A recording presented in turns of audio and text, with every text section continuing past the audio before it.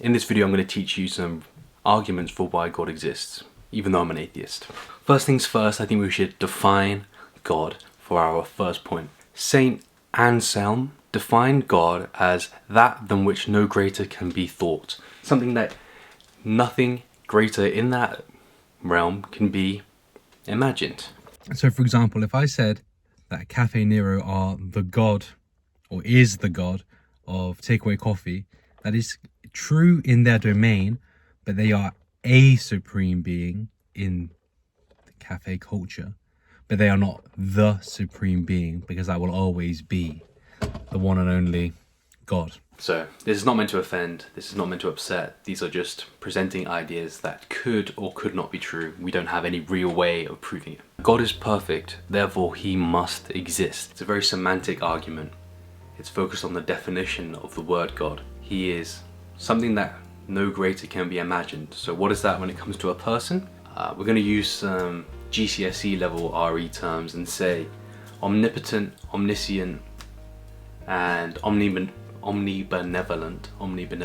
For those that don't know, omniscient means all knowing, omnipotent means all powerful, omnipotent, omnipotent, and omnibenevolent means all loving. Those are the best characteristics of a being, someone that is all loving, all knowing, all powerful. You can't get much better than that. Humans will never be perfect because we simply cannot be those things. Let me propose to you the argument that you're thirsty, you want to drink. What is better? A glass of water or the exact same glass of water but in your imagination? The physical glass will always be better. So if we set the premise that existing is better than non-existence, that adds a little extra clause to our definition of perfect. He must be all loving, all knowing, all powerful and exist. There's a pretty glaringly obvious counter argument to that, but I'll cover that in another video. Comment if you want to see that. Secondly, what came first? Imagine a row of dominoes that you set up.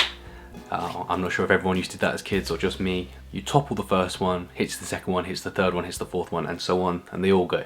The universe and life are just a sequence of events. I set up this camera because I had this idea.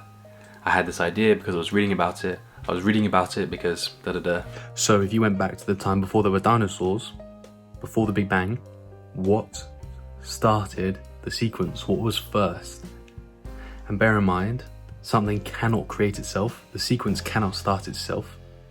An animal cannot ask to be created. A rock cannot ask to be created. So something else must have triggered the first event. What was it? It must have been, or could have been, a divine being with the power to create itself, or the power to set off a sequence of events that create everything we know. Now, a common counter-argument to God's existence is that there's no way he exists because evil is in the world. How can you explain it? It exists for an opportunity for us to be more like the perfect being. An arsonist starts a fire and then 10 firefighters have to put themselves on the line to save potentially hundreds.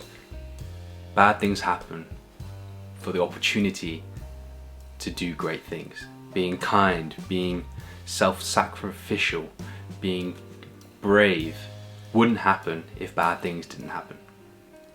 You wouldn't have to share, you wouldn't have to care, you wouldn't have to do anything. You wouldn't have to get out of bed, you could do whatever you want all the time and none of it would matter.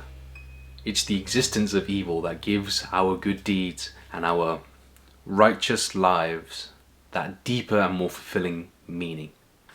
Please subscribe. I love talking about philosophy and religion and science and history. So